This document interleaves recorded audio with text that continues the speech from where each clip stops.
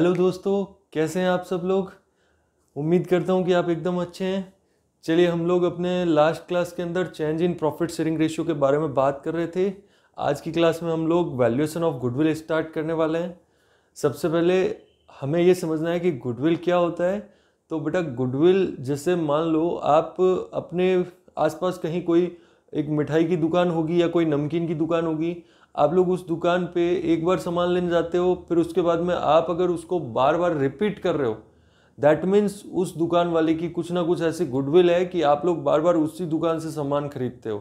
ठीक है। या फिर आप कहीं से कुछ सर्विस लेते हो तो आप बार बार उसी जगह से फिर से सर्विस लेना पसंद करते हो। जैसे मान लो आपको कोई पर्टिकुलर जो है कहीं जर्नी के लिए कोई पर्टिकुलर बस कंपनी, ट्रेवलिंग कंपनी आपको पसंद है। आपको लगता है कि जैसे ये पर्टिकुलर ट्रेवलिंग कंपनी है, उसकी बस हमेशा एकदम अच्छी होती है, बढ़िया सर्विस होती है, तो आप बार बार उसी बस के अंदर ट्रेवल करना पसंद करते हो। तो इसका मतलब जब कस्टमर्स रिपीट होते हैं आपके बिजनेस के अंदर, दैट मीन्स आपके बिजनेस की गुडविल है। और अगर कस्टमर्स रिपीट होते हैं, कस्टमर्स आपके कंफर्म बन चुके हैं, जो चाहे कुछ भी चेंज हो जाए लेकिन कस्टमर आपके वो कंटिन्यूअस आपसे सर्विस लेते रहेंगे, दैट मीन्स आपके फर्म की गुडविल बन चुकी है। तो ये गुडविल को हम अकाउंटिंग के अंदर क्यों वैल्यू करते हैं और क्या क्या इसके वैल्यूएशन के तरीके हैं, वो हम आज की क्लास में समझने वाले हैं। बहुत ही इंपॉर्टेंट क्लास होने वाली है। और एग्जाम के अंदर गुडविल वैल्यूएशन से रिलेटेड एक क्वेश्चन लगभग एग्जाम में आता ही आता है। कई बार ये 6 नंबर का भी आया हुआ है और कभी कभार 3 नंबर का क्वेश्चंस भी आए हुए हैं। ठीक है। कौन कौन से मेथड्स हैं और क्यों यूज होते हैं, वो सब हम आज की क्लास में डिस्कस करेंगे। तो गुडविल को सिंपल भाषा में, मैं ज़्यादा थियरी नहीं पढ़ा रहा आपको, हम सीधा प्रैक्टिकल पे आते हैं। सिंपल भाषा में बता देता हूँ कि गुडविल आपके फर्म की एक रेपुटेशन है, ब्रांड नेम है। इस ब्रांड नेम के कारण, इस रेपुटेशन के कारण आप जो है वो दूसरी फर्म्स सिमिलर नेचर वाली, उनके कंपैरिजन में अधिक प्रॉफिट कमा पाते हैं। तो गुडविल वो है जो एंश्योर करता है, विच ensures more and more profits in comparison to that of similar nature firms। तो अब हम बात करते हैं कि गुडविल का वैल्यूएशन हम क्यों करते हैं। गुडविल का वैल्यूएशन अपने को तब करने की ज़रूरत पड़ती है जब या तो मुझे अपना बिजनेस किसी को सेल आउट करना है। अगर मैं बिजनेस सेल आउट करने जा रहा हूँ तो मैंने जो मेहनत करके गुडविल बनाया है, मैंने जो कस्टमर बेस बनाया है, उसका कुछ ना कुछ मुझे वैल्यू मिलना चाहिए, क्योंकि ये मेरे 10 साल 15 साल 20 साल की मेरी सर्विस है, मेरी मेहनत है। तो उसका मैं सामने वाले को जब बेचूंगा तो मैं उससे कुछ ना कुछ क्या लूँगा, उसका पैसा लूँगा। गुडविल मैं अपनी फ्री के अंदर नहीं सेल आउट कर दूंगा। तो सर, हम इसको पार्टनरशिप के अंदर क्यों पढ़ रहे हैं, पार्टनरशिप में पढ़ने के पीछे क्या लॉजिक है हमारा। तो पार्टनरशिप के अंदर भी हम लोग चैप्टर पढ़ रहे हैं change in profit sharing ratio, और या फिर हम टॉपिक पढ़ रहे हैं रिकॉन्स्टिट्यूशन। तो जब भी रिकॉन्स्टिट्यूशन होता है, तो अगर अभी गुडविल पार्टनर ए और बी ने मिल के बनाई है, तो सी जब आएगा तो उसको वो ऐसे ही फ्री में नहीं दे देंगे। वो गुडविल किसकी मेहनत से है, ए और बी की मेहनत से है। तो अगर सी पार्टनरशिप में आना चाहता है तो सी को गुडविल क्या करना पड़ेगा, परचेज करना पड़ेगा। तो ए और बी उससे गुडविल के बदले में पैसे लेंगे। वो कहेंगे कि अभी आज की डेट में जो गुडविल बनी हुई है वो हमारी मेहनत के कारण है, तो हमारे मेहनत के पैसे हम लेंगे। तो बात समझ आई। यानी कि जब भी पार्टनरशिप की अगर बात करें तो जब भी प्रॉफिट शेयरिंग रेशियो में चेंज होगा, गुडविल वैल्यू करेंगे। जब भी एडमिशन होगा नए पार्टनर का, तो गुडविल वैल्यू करना पड़ेगा। जब भी रिटायरमेंट या डेथ होगा तो गुडविल वैल्यू करना पड़ेगा। ये अपना 12th की सिलेबस की बात हो गई। उसके बाद में अगर आगे की बात करें तो कभी भी बिजनेस सेल आउट करना है तो गुडविल वैल्यू करेंगे। कभी बिजनेस दो पार्टनरशिप फर्म मर्जर हो रही है, अमालगमेट हो रही है, तो गुडविल वैल्यू करेंगे। और या फिर पार्टनरशिप फर्म का कंपनी के अंदर कन्वर्जन हो रहा है तो भी हम लोग गुडविल वैल्यू करते हैं। ठीक है। तो ये सारी 6 सिचुएशंस है जिनके अंदर हम लोग गुडविल वैल्यू करते हैं। ठीक है। आप ये सारी चीज़ें आपको नोट्स के अंदर लिखी हुई मिल जाएगी। आप लोग को नोट्स के लिए मेरे को पर्सनल मैसेज कर सकते हो। ठीक है। अब अपने बात करते हैं कि सर वैल्यूएशन के मेथड्स कौन कौन से हैं। तो एक छोटा सा एग्जांपल से हम लोग समझते हैं। आप सब लोगों ने इसका नाम जरूर सुना होगा, वॉलमार्ट का नाम सुना है आपने। वॉलमार्ट अपने इंडिया की नहीं है, बाहर की एक बहुत बड़ी कंपनी है रिटेल सेगमेंट के अंदर। बहुत सारे इसके जो है आउटलेट्स हैं, बहुत सारे डिपार्टमेंटल स्टोर्स टाइप से हैं। तो ये वॉलमार्ट है वो पूरा का पूरा रिटेल बिजनेस के अंदर है और बहुत बड़ा इसका नाम है। तो इसने पता है अभी रिसेंटली एक डील की थी। क्या डील है, किसी ने सुन रखा है वो डील के बारे में? इसने फ्लिपकार्ट जो एक इंडिया की कंपनी है उसको उसके अंदर अपनी लगभग 70-80% की हिस्सेदारी परचेज कर ली, यानी एक तरह से फ्लिपकार्ट को परचेज कर लिया इसने पूरा का पूरा। तो वॉलमार्ट कंपनी ने फ्लिपकार्ट को ऑफर दिया कि हम आपका बिजनेस है वो परचेज करना चाहते हैं। तो पता है फ्लिपकार्ट के पास जो भी इसकी एसेट्स थी, जो भी इसकी वेबसाइट, चाहे डिजिटल प्लेटफॉर्म या कुछ और फिजिकल ऑफिसेज वगैरह जो भी था, वो सारा ये परचेज कर रहा है। तो फ्लिपकार्ट कंपनी ने साथ में उनसे किसके पैसे भी मांगे होंगे? गुडविल के पैसे भी मांगे होंगे। फ्लिपकार्ट कंपनी का इंडिया के अंदर एक कस्टमर बेस है, एक गुडविल है, एक फेथ जनरेट हो चुका है। उस भरोसे का, उस गुडविल का पैसा भी फ्लिपकार्ट ने मांगा। तो यहाँ पे जब फ्लिपकार्ट का बिजनेस सेल हो रहा है तो यहाँ पे क्या जरूरत है अपने को? गुडविल का वैल्यूएशन करना पड़ेगा। किस कंपनी की गुडविल वैल्यूएशन करेंगे हम लोग? फ्लिपकार्ट की। जो सेल हो रही है उसकी गुडविल के कितना प्राइस है वो हम लोग को वैल्यू करना पड़ेगा। जरूरी हो गया है यहाँ पे गुडविल को वैल्यू करना। ठीक है, तो अब इसका गुडविल का वैल्यूएशन जो है वो कैसे होगा वो हम समझते हैं। तो गुडविल वैल्यूएशन के लिए बहुत सारे मेथड्स हैं, क्योंकि गुडविल एक इनटेंजिबल एसेट है, आपको पता है, बट ये फिक्टिशियस नहीं होती है। एक इंपॉर्टेंट पॉइंट साथ में बता देता हूँ, फिर मेथड्स डिस्कस करेंगे। Goodwill is intangible asset but not a fictitious asset. Intangible in the sense it cannot be touched and it cannot be seen. इसको टच नहीं कर सकते, देख नहीं सकते, तो intangible है, कोई दिक्कत नहीं है। 11th क्लास में बेसिक्स के अंदर आपको पता है ये बात सही है। लेकिन ये फिक्टिशियस क्यों नहीं है? फिक्टिशियस का मतलब ऐसी एसेट्स जो बेकार हो, किसी काम की नहीं हो, कोई रियलाइजेबल वैल्यू नहीं है, कोई इकोनॉमिकल वैल्यू नहीं है मार्केट के अंदर। But goodwill has an economical value. Goodwill की इकोनॉमिक वैल्यू है। गुडविल को मार्केट में परचेज एंड सेल किया जा सकता है। तो आपको ये लॉजिक के साथ आंसर लिखना है, since goodwill can be purchased and sold in the market, hence it is not an fictitious asset. ठीक है, तो फिर गुडविल का वैल्यूएशन जो है वो इनटेंजिबल एसेट है और उसका वैल्यूएशन करना थोड़ा सा क्या होगा, टेक्निकल है, थोड़ा सा टफ है। लेकिन कुछ एक मेथड्स है अपने पास। वो कौन से मेथड्स है वो देख लेते हैं हम लोग। देखो, सबसे पहला गुडविल का मेथड है valuation of goodwill.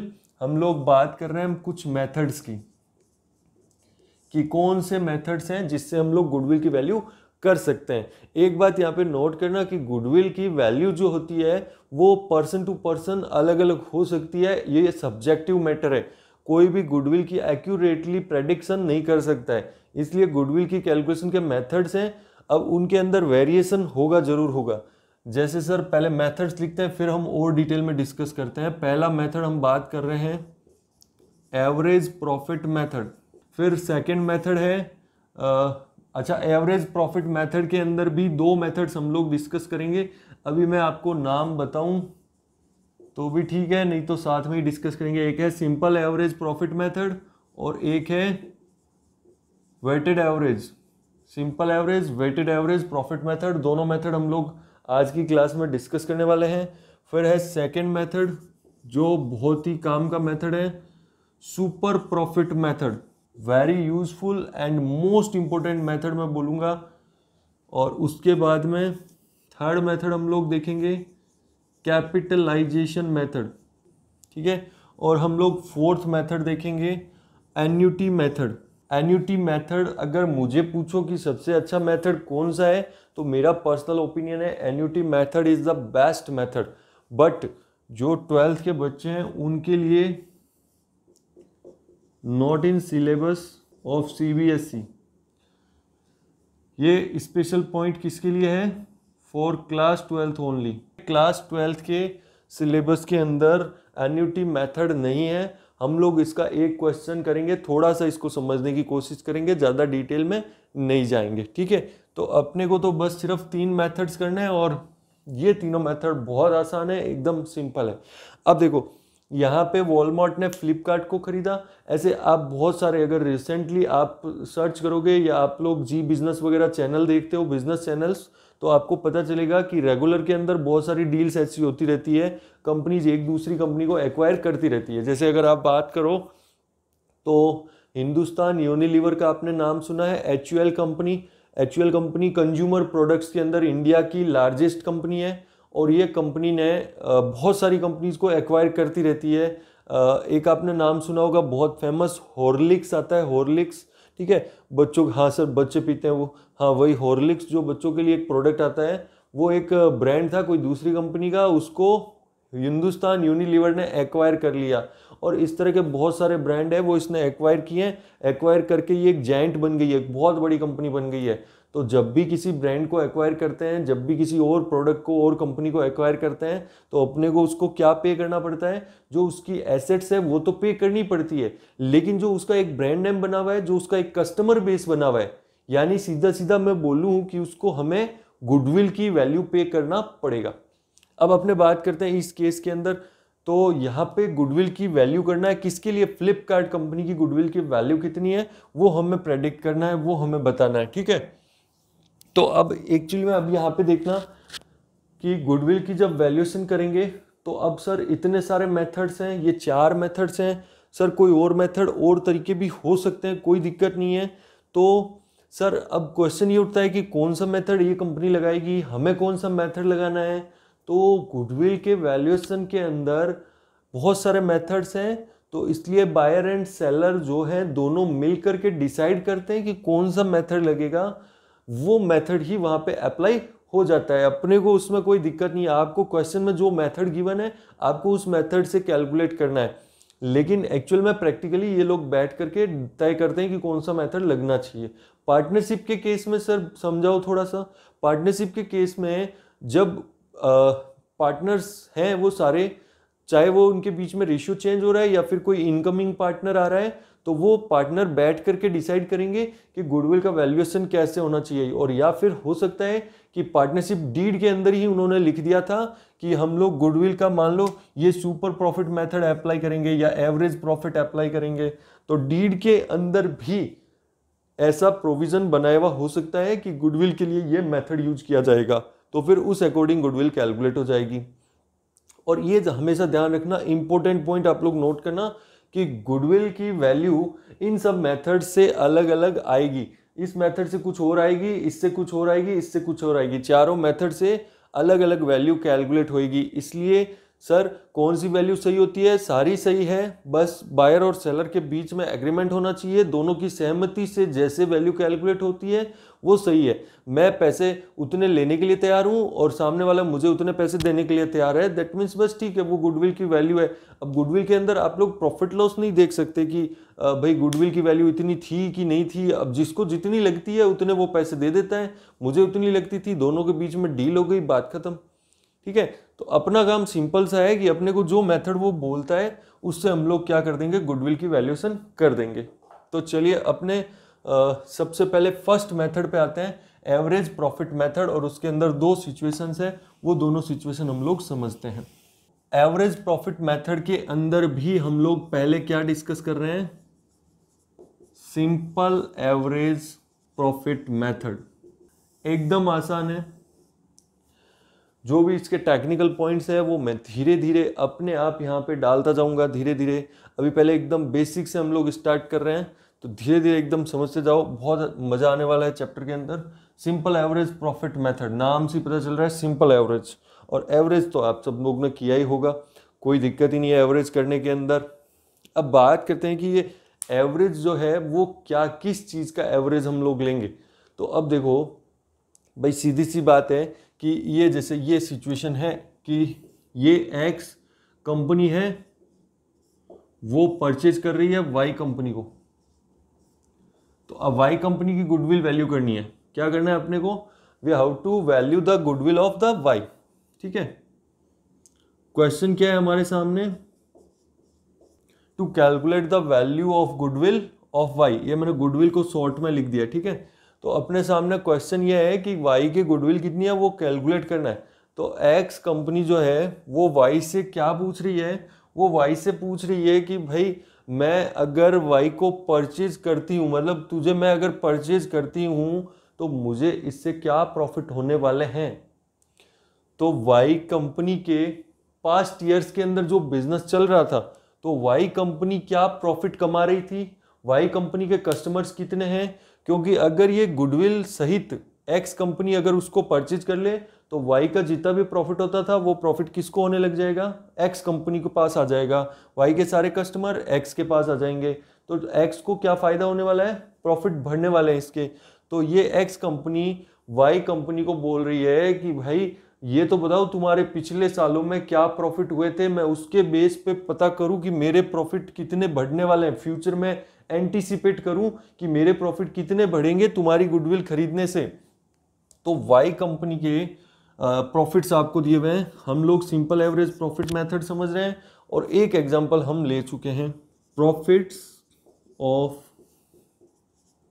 Y company for last 5 years वर, ठीक है, क्या क्या प्रॉफिट्स है देखो, हम लोग जो है प्रॉफिट्स लिख रहे हैं, ये मैं ले रहा हूँ 2014 से ले लेते हैं अपने।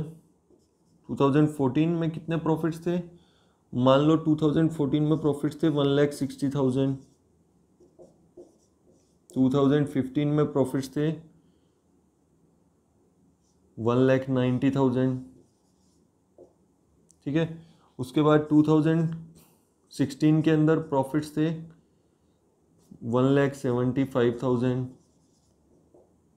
उसके बाद में प्रॉफिट्स थे 1,65,000। ये ईयर नहीं लिखा इसमें, ये ईयर हो गया आपका 2017 है, ठीक है। और 2018 में प्रॉफिट्स हो गए 2,10,000, ठीक है। ये आपके 5 साल के, पिछले 5 साल के प्रॉफिट्स हैं, वो आपको दे रखे हैं, वाई कंपनी के प्रॉफिट्स ये हुए हैं। तो अब देखना, अब ये क्या एंटिसिपेट कर रही है कि इसके ये जो प्रॉफिट्स हैं वो एक्स कंपनी को इससे अब नेक्स्ट ईयर के लिए एंटिसिपेशन कर रही है। तो ये सबसे पहले क्या कैलकुलेट कर रही है, एवरेज प्रॉफिट्स। यानी कि अभी देखो सर, एवरेज क्यों ले रहे हैं सर, क्या हम लोग सीधा 2018 का ले लें, तो बेटा हमेशा आप किसी एक साल का पर्टिकुलर डाटा लेने की बजाय अगर आप ज़्यादा डाटा लेते हो तो आपका रिजल्ट ज़्यादा बेटर रहेगा। जैसे अगर आप मान लो आपको किसी क्रिकेटर का, आप लोग क्रिकेट देखते हो ना, आपको अगर किसी क्रिकेटर की परफॉर्मेंस जज करना हो तो क्या एक मैच के रन के बेस पे आप जज कर पाओगे, या फिर आपको 4-5-10 मैच का डाटा चाहिए।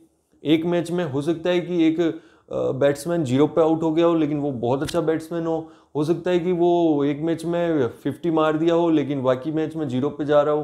तो आप क्या कहोगे कि सर उसका थोड़ा एवरेज देखना पड़ेगा कि एवरेज उसका क्या है, कितना रन रेट है और क्या मतलब वो कैसे रन बना रहा है, तो उसके बेस पे हम लोग जज कर पाएंगे। तो अभी वाई कंपनी के जो प्रॉफिट्स हैं वो 5 साल के लिए प्रॉफिट्स हैं, तो हम लोग क्या देख रहे हैं, एवरेज प्रॉफिट्स देख रहे हैं। तो एवरेज प्रॉफिट्स 5 ईयर्स के कैसे लगाते हैं, सिंपल है एकदम, कोई फॉर्मूला बताने की जरूरत नहीं है आपको, क्लियर है सबको। टोटल करो 5 ईयर्स के प्रॉफिट का डिवाइडेड बाय 5, सिंपल। चलो टोटल करो फटाफट इसका, कितना है एवरेज प्रॉफिट्स, एवरेज प्रॉफिट्स आ गया अपना 9 लाख, ठीक है। मैंने ये 500 प्रॉफिट्स को टोटल कर दिया, 160, 190, 175, 165 और 2,10,000, तो टोटल प्रॉफिट हो गया 9 लाख। और कितने ईयर्स है, divided by number of years, तो ये आपका एवरेज प्रॉफिट आ गया कितना, 1,80,000। अब ये 1,80,000 जो प्रॉफिट है वो एवरेज प्रॉफिट 1 साल का है कि 5 साल का है, ये 1 साल का प्रॉफिट है, ठीक है। 5 साल का एवरेज करके हमने एवरेज एनुअल प्रॉफिट निकाल लिया। तो अभी एंटीसिपेशन है ये हमारा, एक्स कंपनी का ये एंटीसिपेशन है कि अगर वाई का गुडविल सहित बिजनेस खरीद लिया, सारे कस्टमर हमारे पास आए, तो एक्स को कितना एंटीसिपेटेड प्रॉफिट ग्रोथ मिलेगा, 1,80,000 रुपए का प्रॉफिट एक्स को मिलेगा वाई कंपनी की गुडविल खरीदने के कारण। तो अब ये जो है, अब एक्स कंपनी क्या 1,80,000 रुपए उसको देगी, नहीं बेटा ऐसा नहीं होता है। अब ये उसको पूछेंगे कि भाई कितने साल तक ये गुडविल आपकी मेंटेन रहेगी, मतलब कि कहने का मतलब ये है कि गुडविल मैंने परचेज कर ली, अब बिना किसी एफर्ट के भी अगर मैं काम करूं तो भी ये कस्टमर कब तक जो है मेंटेन रहेंगे, तो कहेंगे 2 साल तक मेंटेन रहेंगे या 3 साल तक मेंटेन रहेंगे, क्योंकि गुडविल आपकी ऐसा नहीं होता है कि लाइफ टाइम के लिए गुडविल आपकी बन गई है। गुडविल को मेंटेन रखना पड़ता है। अगर आप लोग गुडविल को मेंटेन नहीं रखोगे तो गुडविल की वैल्यू 0 भी हो सकती है, सारे कस्टमर आपसे टूट भी सकते हैं। तो अभी ये प्रेडिक्शन है कि ये जो वाई कंपनी की गुडविल है वो अगर एक्स ज़्यादा कुछ एफर्ट नहीं करे, थोड़ा बहुत उसको मेंटेन करे, तो भी कम से कम 3 साल तक। सर ये क्या है ये 3 साल? इन 3 साल को बेटा बोलते हैं हम लोग नंबर ऑफ ईयर्स परचेज। क्या बोलते हैं इसको? नंबर ऑफ ईयर्स परचेज, यानी कि जो आपके फ्यूचर एंटीसिपेटेड प्रॉफिट्स हैं वो कितने साल तक एक्रू होंगे। क्या बोल रहा हूं मैं? जो आपके future anticipated, what is future anticipated profit? 1,80,000 का जो एवरेज प्रॉफिट है वो कितने साल तक एक्रू होता रहेगा, वो कितने साल तक मिलने की एक्सपेक्टेशन है। सर ये कैसे डिसाइड होता है? ये भी बायर और सेलर के बीच में डिसाइड होता है। वो लोग बैठ के डिसाइड करते हैं कि कितने साल तक उनकी गुडविल चलने वाली है। तो अपना काम नहीं है, अपना काम सीधा क्या है कि गुडविल की वैल्यू निकाल दो। तो ये मैं इसको शॉर्ट में क्या लिख रहा हूँ, इस क्वेश्चन का पार्ट है ये। आपको क्वेश्चन में गिवन होगा हमेशा NYP, यानी number of years purchase. Number of years purchase है 3 ईयर्स। ये नंबर ऑफ ईयर्स परचेज बोलने का तरीका है, क्वेश्चन का पार्ट है ये, ठीक है। तो क्वेश्चन में गिवन होगा कि गुडविल को कैलकुलेट करना है on the basis of 3 years number of purchase. तो गुडविल बराबर क्या हो जाएगा? Average profit multiplied by NYP, यानी number of years purchase. What is average profit? 1,80,000 और 1,80,000 का बेनिफिट जो है वो 3 साल तक अपने को मिलता रहेगा एक्स कंपनी को। तो गुडविल की वैल्यू कितनी हो गई? 5,40,000 रुपए, ठीक है। ये 5,40,000 रुपए आपका गुडविल की वैल्यू हो गई। ये आपका फाइनल आंसर हो गया है। तो क्लियर हुआ बेटा? एकदम सिंपल है। और जब भी आपको एवरेज मेथड से गुडविल निकालना हो, एवरेज मेथड मतलब कौन सा? Simple average method, weighted average method specially बोले तो लगाना है। चलो ठीक है, आपको ये यहां तक क्लियर हुआ। अब वेटेड एवरेज मेथड में आपको समझाता हूं। देखो वेटेड एवरेज का क्या यूज है। अच्छा देखो, मेरे को क्या लगता है, पहली बात तो मेरे को ऐसा लगता है कि ये काम जो हमने किया वो गलत कर लिया, वो मैं आपको गलत करवा दिया। तो सर सही कैसे करें इसको? सर क्या गलती हो गई? तो बेटा ऐसा है, देखो मेरे को ध्यान से सुनो आप लोग। मुझे ऐसा लगता है कि ये जो लास्ट वाला साल है 2018, वो ज़्यादा इम्पोर्टेंट है ना। और 2014 है वो बहुत कम इम्पोर्टेंट है। लेकिन आपने सबको क्या ले लिया? आपने सबको इक्वली ले लिया, डिवाइड आपने 5 का कर दिया, यानी सबको एक एक बार आपने टोटल किया है। लेकिन मुझे क्या लग रहा है, 2,10,000 का जो प्रॉफिट है 2018 का वो ज़्यादा इंपॉर्टेंट है। 2018 सर ऐसा क्यों बोल रहे हो आप? वो बेटा एकदम पास वाला ईयर है, 2019 में डील हो रही है, तो अभी जो रिसेंट में काम हुआ था वो मुझे लगता है ज़्यादा इंपॉर्टेंट है। क्या आपको ऐसा लगता है? नहीं सर हमें तो ऐसा नहीं लगता। चलो मैं आपको एक एग्जांपल से समझाता हूँ। मान लो एक बच्चा है, आप जैसे ही एक बच्चा है, ठीक है, तो उस बच्चे का 5th क्लास के अंदर, क्लास 5th के अंदर उसका परसेंटेज है 98%। फिर अपने बात की उसका क्लास 8th की, तो क्लास 8th में उस बच्चे का परसेंटेज है 96%। फिर 10th क्लास में भी उस बच्चे का परसेंटेज है 95%, ठीक है। अब आप सोच रहे होंगे कि बहुत इंटेलिजेंट बच्चा है ये, बिल्कुल है बेटा। अब 12th क्लास के अंदर उस बच्चे के परसेंटेज आए 52%। अब क्वेश्चन ये उठता है व्हाट नेक्स्ट। सबसे बड़ा क्वेश्चन 12th क्लियर करने के बाद में, व्हाट नेक्स्ट। अब क्या करें? 12th में तो पास कर लिया, ठीक है। 12th में सर क्या सब्जेक्ट था इसके पास? कॉमर्स था, 12th कॉमर्स, ठीक है। हाँ, ये भी बच्चा आपकी तरह गुडविल पढ़ के गया है, इसको गुडविल थोड़ा कम समझ आया था तो ये इसके 52% आए हैं। अब ये सोच रहा है व्हाट नेक्स्ट, अब इसको ओपिनियन देना है। अब मुझे बताना, जब इसको हम ओपिनियन देंगे तो हम उससे पहले क्या पूछेंगे? हम उससे पूछेंगे कि उसका क्या बैकग्राउंड है, क्या कितना इंटेलिजेंट है, कौन से सब्जेक्ट में इंटरेस्ट है। तो अब बताना, उसने ये सारी जो मार्कशीट से अपने सामने है उसकी, ये सारे मार्क्स उसके परसेंटेज अपने सामने है। अब मुझे बताना, आप लोग जो डिसाइड करोगे तो 5th के परसेंटेज देख करके आप डिसाइड करोगे कि क्या करना चाहिए, या फिर 8th के परसेंटेज पे करोगे, या फिर आप 12th के परसेंटेज पे करोगे। तो सीधा सा आंसर होगा, क्या करना पड़ेगा? अभी 12th के परसेंटेज देख के ही बताना पड़ेगा कि अब उसकी क्या पोजीशन है, अभी वो क्या करने के लायक है। 5th वाले परसेंटेज देखे तो उसको बोलेंगे भाई तू तो IAS कर ले, कुछ और बहुत बड़ी चीज़ उसको बोलेंगे। लेकिन 12th के परसेंटेज देखने के बाद में उसको अब सोच रहा था CA करूँ, MBA करूँ या CS करूँ, तो अब उसको सोचना पड़ेगा कि भाई ये 52% के अंदर उससे क्या पार पड़ेगा। तो आप लोग ज़्यादा वेटेज किसको दोगे? इसका कोई यूज ही नहीं है, इसका यूज ज़्यादा नहीं है। 10th का थोड़ा बहुत देख सकते हैं कि 10th में चलो इंटेलिजेंट था, यहाँ किसी रीजन से कुछ हो गया हो तो चलो देख लेंगे थोड़ा बहुत। लेकिन मेन मोस्ट इंपॉर्टेंट क्या रहेगा आपका? 12th के मार्क्स कितने थे वो इम्पोर्टेंट है। तो इसी तरह क्या है कि वेटेज क्या है, जो प्रॉफिट्स होते हैं उसके अंदर भी जो रिसेंट ईयर्स के अंदर कंपनी प्रॉफिट कमा रही है उनकी अगर वेटेज ज़्यादा देनी है अपने को, तो हम लोग क्या मेथड यूज करते हैं? Weighted average method. ठीक है, कभी भी इस मेथड को अपनी मर्जी से यूज नहीं करना है अपने को। जब क्वेश्चन में बोले कि वेट्स का यूज करना है तो हम लोग वेट्स का यूज करेंगे। ठीक है, कैसे करते हैं वो हम लोग अभी देखते हैं एक क्वेश्चन से फटाफट से, या फिर इसी क्वेश्चन के अंदर हम लोग सॉल्व करते हैं। तो अब देखो क्वेश्चन के अंदर क्या चेंज कर दिया मैंने, ये ब्लू पेन से चेंज किया हुआ थोड़ा सा। The goodwill is to be valued on the basis of 3 years purchase, यानी कि गुडविल जो है उसका बेनिफिट कितने साल तक रहेगा? बेनिफिट रहेगा उसका 3 साल तक, जिसको हम बोलते हैं NYP। तो क्वेश्चन में NYP गिवन है अपने को 3 years। ठीक है, NYP बायर और सेलर के बीच में डिसाइड होता है, बार्गेन से डिसाइड होता है। अपने को इसको कैलकुलेट नहीं करना है, अपने को क्वेश्चन में गिवन होगा। और मेथड का है वेटेड एवरेज प्रॉफिट्स। अब वेटेड एवरेज प्रॉफिट्स मेथड का है, लेकिन अपने को ये नहीं बताया कि वेट है वो किस प्रॉफिट को, किस ईयर के प्रॉफिट को कितना वेट देना है। तो फिर कैसे काम करेंगे? अगर ये खुद वेट बता देता, जैसे ये लिखता based on the weighted average profits based on the weights 2, 3, 7, 5, 10, कुछ भी वेट्स दे देता, उसके अकॉर्डिंग हम लोग वेट्स असाइन करते और कैलकुलेट करते। अब सर वेट्स अगर नहीं गिवन है तो फिर कैसे कैलकुलेट करेंगे? तो ये देखना बेटा, यहाँ पे सॉल्यूशन हम लोग कर रहे हैं। तो सबसे पहले हम लोग कर रहे हैं कैलकुलेशन ऑफ वेटेड एवरेज।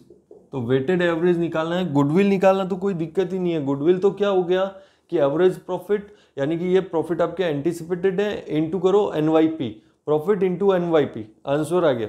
तो मेन काम क्या है? एवरेज निकालना। और एवरेज इस बार कैसे निकालना है? वेटेड निकालना है। तो यहाँ पे मैं ईयर्स ले लेता हूँ। तो 2016 से, सॉरी 2014 से अपने पास 15, 2016, 2017, 2018। जैसा कि आपको पता है कि जब भी अपने को वेट्स असाइन करना है तो हमेशा जो रिसेंट ईयर्स है, जो लास्ट वाले ईयर्स हैं, वो ज़्यादा इम्पोर्टेंट है, उनको वेट्स ज़्यादा देना है अपने को। क्वेश्चन है वो वेट्स के बारे में कुछ बोल नहीं रहा, तो हम लोग खुद अपने वेट्स कैसे असाइन करते हैं वो हम समझते हैं। तो सबसे पहले प्रॉफिट्स लिख दो इंडिविजुअली। 2014 के प्रॉफिट है वो 1,60,000 है। इसी तरह बाकी प्रॉफिट्स नोट कर लो फटाफट।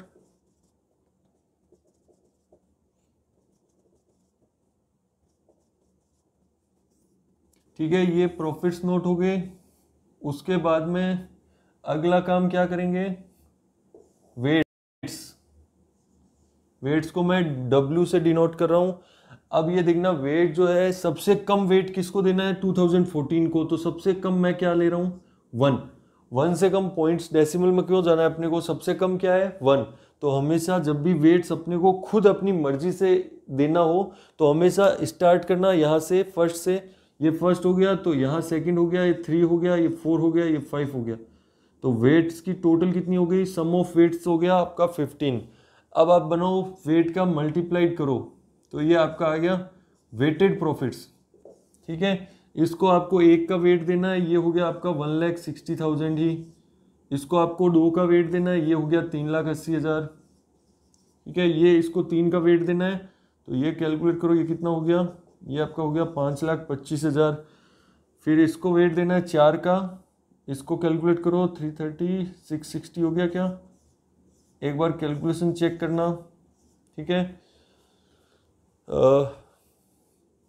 33, ठीक है, और ये हो गया आपका 10,50,000। 5 का वेट दे दिया इसको। ठीक है, तो वेट वाइज मैंने इसको 1 का वेट दिया, तो ये वेटेड 1 ही रह गया, इसका डबल हो गया, 3 से वेट 4, तो ये अपना आ गया टोटल वेटेड प्रॉफिट्स। इसकी आप टोटल कर लो। ठीक है, ये आ गई टोटल वेट्स, आ गई वेटेड प्रॉफिट्स आ गए टोटल अपने पास। और अब अपने निकाल लेते हैं weighted average profit equal to sum of weighted profits upon sum of weights. तो वेटेड प्रॉफिट्स की टोटल कितनी है, वो है सर 27,75,000, और डिवाइडेड बाय वेट्स की टोटल देखो, वेट्स की टोटल कितनी है, वेट्स की टोटल है 15। ये आप डिवाइड करो, इसको सोल्व करो, ये आपका एवरेज प्रॉफिट आ गया ₹1,85,000। क्लियर है? ये क्या ये गुडविल की वैल्यू है? नहीं, अभी तक हमने क्या किया है, ये वेटेड प्रॉफिट्स निकाले हैं सिर्फ। तो वेटेड प्रॉफिट्स कितने आए अपने, 1,85,000, 1,85,000। अब कह रहा है कि गुडविल जो है वो आपको कैलकुलेट करनी है 3 ईयर्स नंबर ऑफ परचेज। तो गुडविल कैलकुलेट कर देता हूँ यहाँ पे, गुडविल बराबर जो भी आपने एवरेज निकाला है, एवरेज प्रॉफिट, वो सिंपल एवरेज हो सकता है, वेटेड एवरेज हो सकता है। क्वेश्चन में कुछ नहीं कहा हुआ, तो हमेशा मेथड बाय डिफॉल्ट कौन सा रहेगा, सिंपल एवरेज। बट वो वेटेड एवरेज बोल दे स्पेशली, तो फिर ऐसे करना पड़ेगा वेटेड एवरेज। ठीक है, ये सब काम मैं आपको ज़्यादा लंबा नहीं सिखा रहा, क्योंकि ये सब वेटेड वगैरह आपने कर रखा है, ऑलरेडी किया हुआ है। ठीक है, तो फटाफट में कर लेते हैं, एवरेज प्रॉफिट इनटू NYP। अब देखना गुडविल आपकी हो जाएगी, एवरेज प्रॉफिट है वो कितना है, एवरेज प्रॉफिट है 1,85,000 का, इंटू NYP। क्वेश्चन में गिवन है कितना, 3, तो ये 3 से मल्टीप्लाई कर दो फटाफट से, तो ये आपका आंसर आ जाएगा। ये हो गया, ये क्या 5,55,000 आ गया क्या, चेक करना एक बार, ये 5,50,000 क्या हो गया, गुडविल की वैल्यू हो गई आपकी 5,55,000। ठीक है, बाई कौन सा method, by average profit method, इसको बोलेंगे यही एवरेज प्रॉफिट मेथड। एवरेज के 2 तरीके हो सकते हैं, एवरेज करने के 2 तरीके हो सकते हैं, सिंपल, वेटेड। तो सिंपल से कर सकते हो, वेटेड से कर सकते हो, कुछ नहीं कहे तो सिंपल से करेंगे, और जब बोल दे वेटेड तो वेटेड से कर लेंगे। क्लियर है? चलो अभी ये सर ये खत्म हो गया क्या, खत्म नहीं हुआ, इसके अंदर और भी बहुत सारी चीजें डिस्कस करेंगे। अभी तो देखो हमने क्या किया, हमने जो कंपनी सेल कर रही थी वाई कंपनी को हमने पूछा कि भाई तेरे प्रॉफिट्स कितने हैं, उसने अपने को प्रॉफिट्स बता दिए, हमने उसको क्या कर दिया, हमने उसका एवरेज निकाल दिया, गुडविल कैलकुलेट कर दी। अब लेकिन एक जेन्युइन सा क्वेश्चन है माइंड के अंदर, क्या वाई कंपनी आपको सब प्रॉफिट सही से बता देगी, या वाई कंपनी बढ़ा के बता सकती है? बिल्कुल बता सकती है। वाई को क्या करना है, गुडविल की वैल्यू लेना है कि नहीं, अच्छा तो वाई क्यों अपने प्रॉफिट्स के अंदर सारी चीजें बताएगी, तो वाई कंपनी उसके अंदर कुछ जो है, कुछ अशुद्धियाँ, कुछ दिक्कतें, कुछ प्रॉब्लम्स क्रिएट कर सकती है, डाल सकती है। तो हम लोग अभी वाई कंपनी से ये जो प्रॉफिट्स उसने दिए हैं, ये प्रॉफिट्स हम लोग उसको क्या करने वाले हैं, टेस्ट करने वाले हैं, हम उसको चेक करने वाले हैं कि क्या इन प्रॉफिट्स के अंदर दिखते हैं और उनको हमें कैसे कैसे हटाना है, वो सब चीज़ें हम, ये सारी चीज़ें तो एकदम एवरेज निकालना तो बहुत आसान है, लेकिन आपको एवरेज प्रॉफिट निकालने के लिए पहले इन सारे प्रॉफिट्स को क्या करना पड़ेगा, रेक्टिफाई करना पड़ेगा, करेक्ट करना पड़ेगा। तो सर ये क्या कैसे करेंगे, क्या होता है ये करेक्शन, तो उसको हम लोग समझेंगे नेक्स्ट क्लास के अंदर। इस क्लास के अंदर फिलहाल इतना ही, चलिए मिलते हैं हम लोग नेक्स्ट क्लास के अंदर, बाय बाय।